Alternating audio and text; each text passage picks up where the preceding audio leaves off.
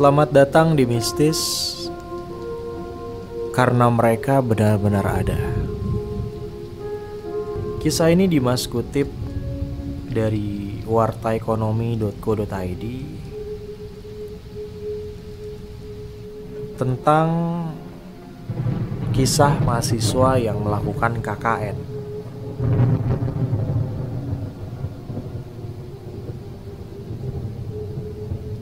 Kisah mistis saat KKN biasa terjadi di tempat-tempat yang terpencil, terutama bagi mahasiswa dari kota-kota besar yang punya gaya hidup yang berbeda dengan masyarakat di pelosok. Seperti yang dialami oleh Mawar yang pernah melakukan kegiatan KKN di suatu daerah di Sukabumi. Ada banyak kejadian mistis yang dialami oleh kelompoknya. Terlebih di dalam kelompoknya terdapat satu anak indigo.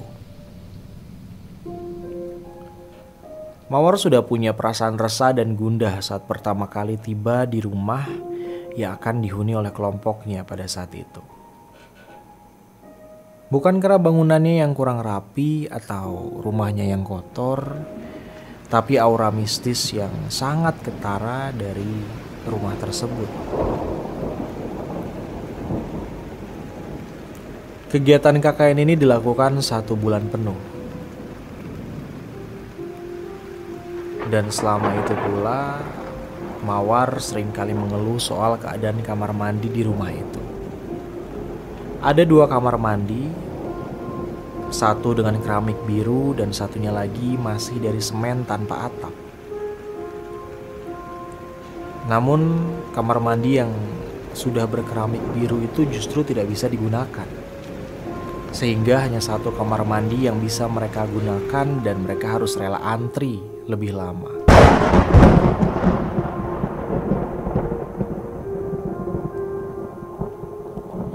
Hingga suatu malam, Mawar yang saat itu sudah sangat lelah karena kegiatan seharian penuh, memutuskan untuk tidur. Namun saat tengah malam, salah satu temannya yang bernama Azizah berteriak dengan mata terbelalak sekeras-kerasnya. Azizah meronta-ronta dan semua yang ada di rumah itu terbangun dan menyadari bahwa Azizah sudah kesurupan. Mereka semua kebingungan harus ngapain pada saat itu.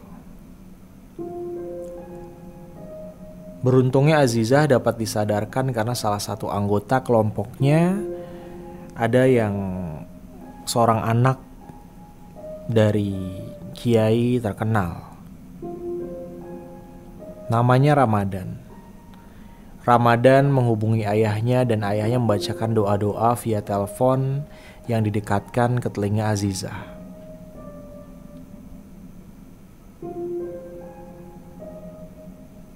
Setelah kejadian kesurupan itu, semua orang berkumpul di ruang tengah dan saling mengingatkan agar tidak pergi sendirian. Namun, entah apa yang difikirkan oleh Azizah. Saat itu ia justru pergi ke kamar mandi sendirian dan ia kesurupan lagi hingga pingsan.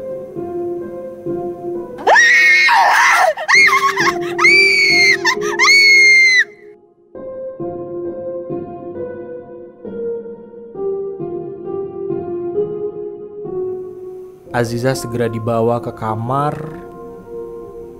dan setelah sadar, Azizah menceritakan bahwa dirinya telah melihat makhluk yang sangat besar dengan kaki berbulu lebat.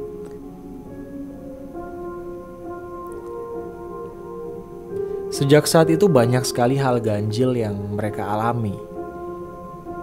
Salah satunya adalah paku-paku yang berserakan di lantai.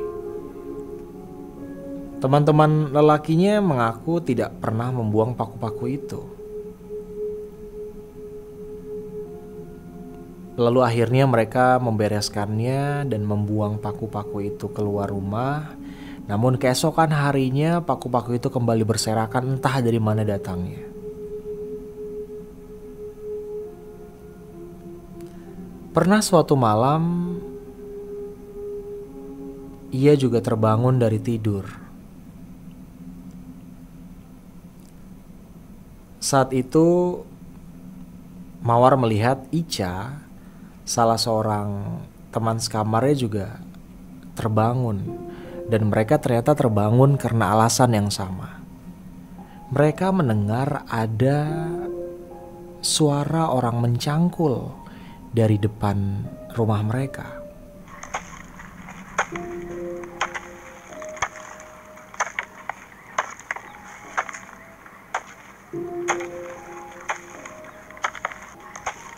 Saat itu mereka masih berkomentar biasa.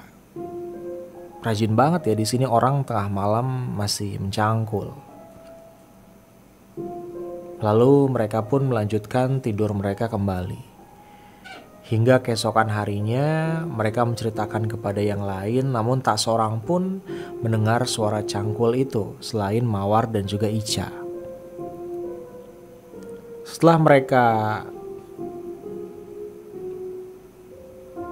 terbangun pagi hari itu, karena penasaran juga mereka pun akhirnya mengunjungi kebun sumber suara cangkul itu berasal. Namun ternyata kebun itu masih sangat berantakan dan tidak ada tanda-tanda tanah yang dicangkul. Jadi mereka berpikir bahwa mustahil kalau semalam itu benar-benar ada yang mencangkul.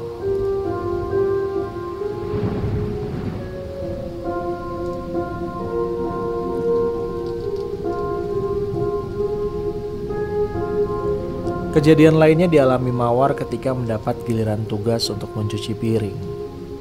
Ia menyetel musik dengan volume paling keras untuk mengusir rasa bosan.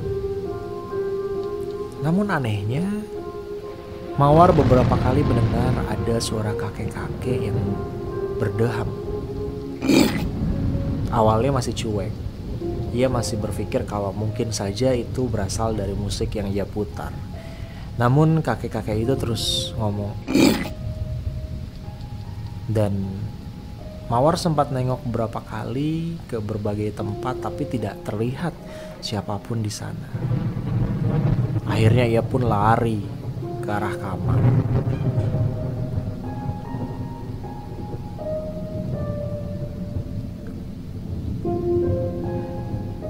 Beberapa hari sebelum KKN berakhir, kelompok Mawar diundang oleh kepala dusun untuk datang merayakan malam Maulid Nabi pada malam hari. Akhirnya Mawar bersama 7 orang temannya menyewa angkot karena lokasi KKN memang cukup jauh dari rumah tempat kelompok Mawar tinggal.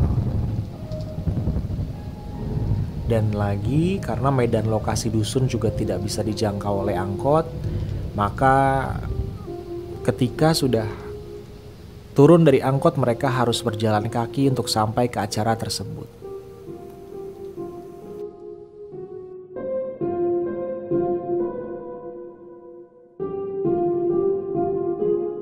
Supir angkot sempat mengingatkan, hati-hati, katanya banyak kejadian ganjil di sini.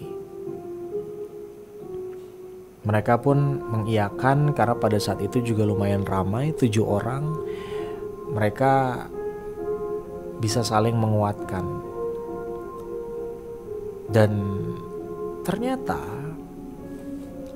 ketika baru menempuh beberapa meter perjalanan dengan berjalan kaki, mereka mendengar ada suara perempuan yang cekikikan. Mendengar itu mereka langsung berpegangan satu sama lain.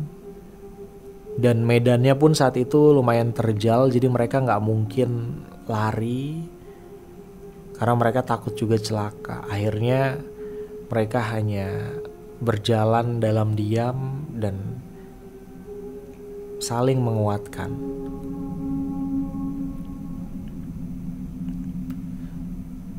Saking terpencilnya, desa itu memang sepi sekali ketika maghrib tiba.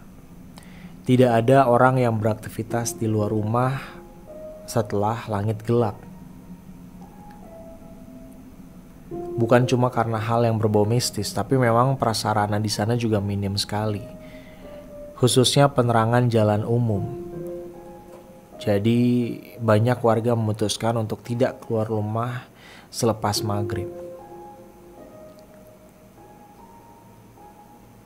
Dan walaupun banyak sekali kisah-kisah menyeramkan yang dialami oleh Mawar,